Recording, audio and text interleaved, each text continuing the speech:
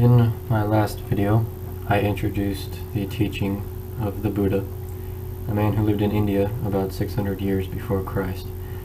And in this one I will go further into the original doctrine of Buddhism called Mahayana Buddhism. Maha means great in Sanskrit, and Yana means something like a vehicle or a conveyance. Mahayana Buddhism is found traditionally in the northern part of Asia, primarily in Tibet, China, Mongolia, and Japan. It is often contrasted with another form of Buddhism that is properly called Theravada, which means the way of the elders, or the doctrine of the elders, but is impolitely known as Hinayana, or the little vehicle. This form of Buddhism is found in the south of Asia, in Ceylon, Burma, Thailand, and Cambodia. The Mahayana school developed in India between approximately 100 BC and 400 AD, which encompasses various periods of its germination, and it is a very profound philosophical elaboration of the Buddha's original teachings. By drawing out certain things that were implicit in those teachings, if not actually stated, it works on the principle that the original teachings are something like a seed, which, if it has any vitality in it at all, grows into a tree. However, sometimes the tree doesn't look very much like its seed, although the tree was of course implicit in the seed from the beginning. This form of the traditional teachings of the Buddha spread from northern India to China and Tibet, and it is from Chinese, Indian, and Tibetan sources that we have some of the most accessible Buddhist texts. Now, once upon a time, there was an old Chinese Buddhist master called Lin Chi, and he used to tell his disciples that he felt his duty toward them was to beat the ghosts out of them. And as I pointed out to you before, Buddhism is in a certain sense an awakening, a waking up as it were from a bad dream, and in this sense ghosts are something like a bad dream. They are, as it were, certain fixed ideas or habits of thought which, to use a slang phrase, hang up the human mind and confuse us. One of these habits, which is very carefully investigated in Mahayana Buddhism, is the idea that this world is not really what we call substantial. There is a theory in Mahayana Buddhism that is called the doctrine of mind only. It isn't quite like Western ideas that we sometimes call subjective idealism. In other words, the idea that the whole world is something that exists only in your own mind, and there isn't any outside world out there at all. In the Buddha's original teaching is the idea that the whole of our world of experience is the perception of pure pattern, which is, as it were, formation or process, without any substantiality in it at all. What we experience is a pattern of form, constantly rippling and changing and shifting, and always flowing from one thing to another. So then try and conceive of all things of the world as form, and nothing but form, and as having no stuff underneath the constantly shifting shapes that change before your eyes. Of course, this is a difficult idea for us to imagine because it's so contrary to our ordinary common sense. As I explained in my last video, we tend to think of our world by analogy with the potter's craft as a material construct. Just as a potter makes pots out of clay, so we think of all the various things in the world, the mountains, the stars, the trees, people, and so on, as being made out of some stuff. But as we know from modern science, and as the old Buddhist philosophers knew in earlier times, we can perfectly well give an account of this world, describe it, and talk about it in terms of form alone, without ever having to introduce the concept of stuff. And that's only a difficult idea for us to understand because we have fixed habits of thought that make it seem strange to us when we try to clarify it. Now, this involves another idea that is common to all schools of Buddhism, which again, for the same reason, is difficult for us to understand, and this is called, in Sanskrit, the doctrine of anatman, which means non-ego. That is to say that the feeling that we have of being I, a thinker behind thought, an experiencer behind experience, a feeler behind feelings, and a sensor behind sensation, is understood by all schools of Buddhist thought to be an illusion. But this immediately surprises us because it seems to be one of the most common sense feelings we could have. Not simply that I am I in the sense that I am my whole physical organism and body, but also the feeling that there is some kind of permanent entity or center of consciousness inside the body, receiving all its experiences and being the main director of its actions. This entity is sitting in the body like a chauffeur inside an automobile, as if we had some sort of little man inside our heads. And so it does seem fundamental, a common sense idea, that we as ego, as I myself, as the knower, the little man inside the head, am a sort of screen upon which life is constantly writing a pattern. And we develop from this the fear that the writing of life upon the screen may wear the pattern out in some way.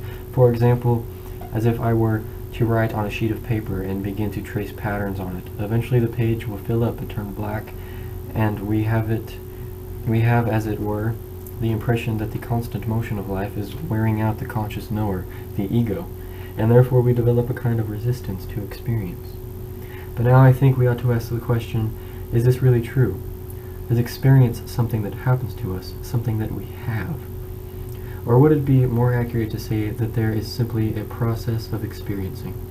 Again, the Buddhist philosophers of ancient India had realized something, which we can perhaps see even more clearly as a result of our own scientific investigations of just what perception is in terms of neurology. This is not to say that our consciousness or our minds are nothing but a tangle of nerves, because that sounds like a kind of materialism. We can think of our nervous system simply as a pattern, because the important point to realize first is that all we see in terms of an outside world, color, texture, shape, and so on, is going on inside our heads. For example, when we touch something and feel that it's hard, what we're actually experiencing is not so much the outside thing, although it's true the stimulus is coming from the outside world to our body. But what we actually feel and experience as hardness is a particular activity or process going on inside our nervous system. So we could say all of our experience of the external world is felt directly only as an experience of the nervous system. And even that, in a way, is not quite correct, because when I say an experience of the nervous system, or that we are experiencing, what we are experiencing is a state of our nervous system, this still isn't a simple enough way of talking about it, because it sounds again as if there were, behind the nervous system itself, a separate experiencer.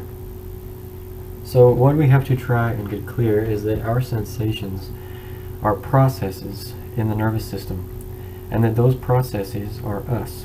The self is the actual process of sensation. There isn't a sensor behind sensation.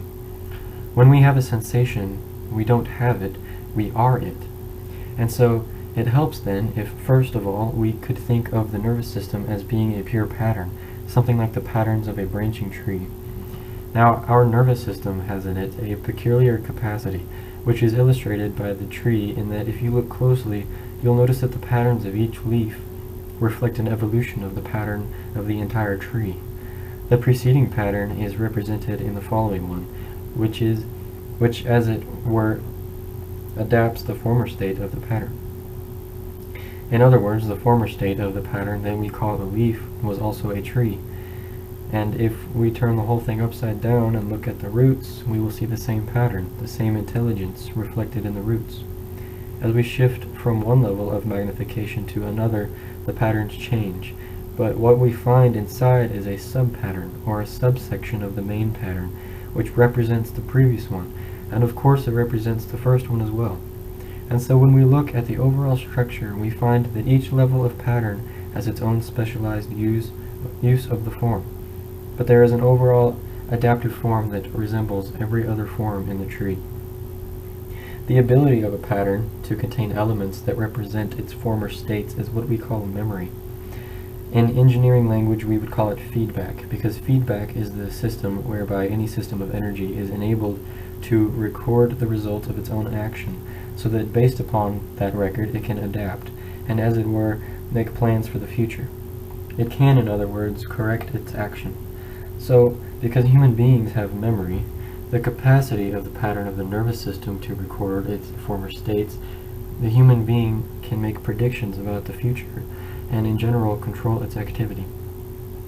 But from this extraordinarily marvelous ability, there arises a certain confusing byproduct. and that is the feeling that there is a constant entity, like the screen of a television set. In other words, because a certain element of permanence runs through these changing patterns, this permanent behavior of the pattern, or permanently repeating behavior of the pattern, gives the impression of some substantial mind stuff, or mind entity underlying the pattern, and upon which the pattern is recorded.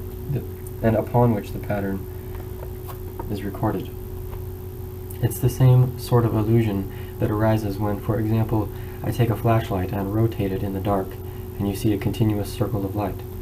It appears that the light leaves a track behind it because the moving light leaves a memory upon the retina of our eye, and this is what gives us the illusion of seeing a constant circle of light.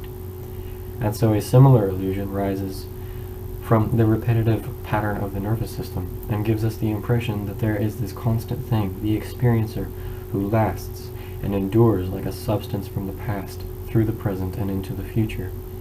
But at the same time it has to protect itself against being worn out by experience. And so gradually we come to develop within ourselves a resistance to what we are experiencing.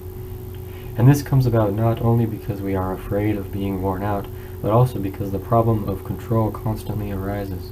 We become anxious as to whether our predictions are going to work out, and therefore we tend to become overly cautious, questioning whether our acts are exactly right or exactly wrong, or whether our thoughts about them are exactly right or exactly wrong. As a result of this anxiety and expectation, our resistance to experience builds up. But what this does is to make the whole system, the whole flowing of the pattern, operate less efficiently because it becomes sticky. Supposing when I write, I resist my own action of writing, and instead of writing what I am thinking and feeling, I begin to question whether I am thinking about the subject correctly. This reflection is good from time to time, but when it becomes constant, it interrupts the flow of ideas and feelings.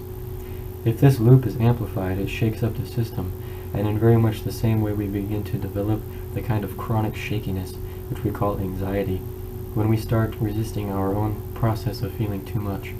And as a result of that resistance, we get not only chronic anxiety, but also a chronic feeling of frustration. Then we begin to feel as though something's got to be done about this too. But what does that lead to? It just leads to more of the same kind of thing. In other words, if we identify ourselves with this permanent and purely illusory ego substance that really isn't there, we are identifying ourselves with something abstract. We get from this kind of hunger, which is not physical but psychic. And from that we develop a greed for events, for more and more experience, for more and more life.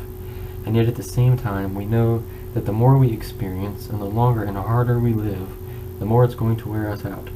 And so this kind of resistance to life leads to further resistance and becomes a vicious circle in which Buddhist philosophy is called samsara, the round of existence.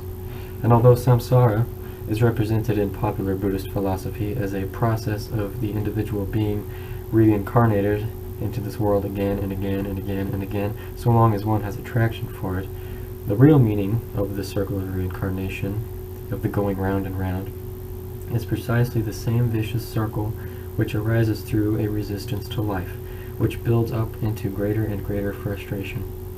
Now we can demonstrate this in rather an interesting way, because just as this is an attempt to split the human mind apart and turn it back on itself, so we could create a situation in the television circuit whereby we turn the television circuit back onto itself by pointing the camera at the monitor. And the kind of infinite regression of images that we get when we do this is exactly what happens to our minds when we develop excessive self-consciousness, which is to say, an excessive sensation of difference between the experiencer and the experience. And when we try to make the one latch on to the other completely and control it, when the experiencer resists experience, what really happens is that the whole pattern of our consciousness, of our nervous system, gets sticky and begins to jangle. And under such conditions, when for example we are worrying about worrying, and worrying about worrying about worrying, life becomes an intolerable burden. And so then it was for this reason that the original appeal of Buddhism to the human mind was that it offered a way of deliverance from this vicious circle of life. But here we see an important point that is fundamental to the thinking of Mahayana Buddhism, The trying to get out is still working on the assumption that there is a real experiencer to be extracted from experience. But what we've just discovered is that this is the illusion. There is no experiencer to be extracted. No one who can escape from experience. There is simply experiencing, just the moving pattern, and in the symbolism of Mahayana Buddhism, the person who is no longer seeking an escape from life, but has realized that it isn't something to be escaped from, is called in Sanskrit a bodhisattva. And one of the most famous of the bodhisattvas was Kuan Yin, a bodhisattva of mercy. Bodhisattvas are thought of as ones who have come back into the world of everyday events, and are there to live in it fully and to help all other beings to be delivered. In other words, the ideal of Mahayana Buddhist wisdom is not a detached and aloof sort of sage who shuns life, but one who loves life and therefore gets thoroughly involved in it. The bodhisattva is thought of as one who is not afraid to assume any form of symbolically and therefore represents the whole attitude of overcoming life, not by escaping from it, but by accepting it completely and profoundly through and through. There is no one separate from it to do the accepting. And so there is an ancient Buddhist verse which says, "Suffering alone exists, no one who suffers. Deeds alone exist, but no doer. The path there is, but no one who treads it. Nirvana exists, but no one who attains it." So you may ask then, well, what is this all about? If there are deeds but no doer, experiencing but no experiencer, then what is reality? What is life? After all, we always thought we knew what pattern was by contrast with stuff, substance with form. But now, if the contrast has disappeared, we are left with the deed alone but no agent, the form alone but no stuff. So what are we left with? This is what Buddhist philosophy calls shunyata, the empty void. It is void, not because there's nothing there, but because our mind has no idea of it.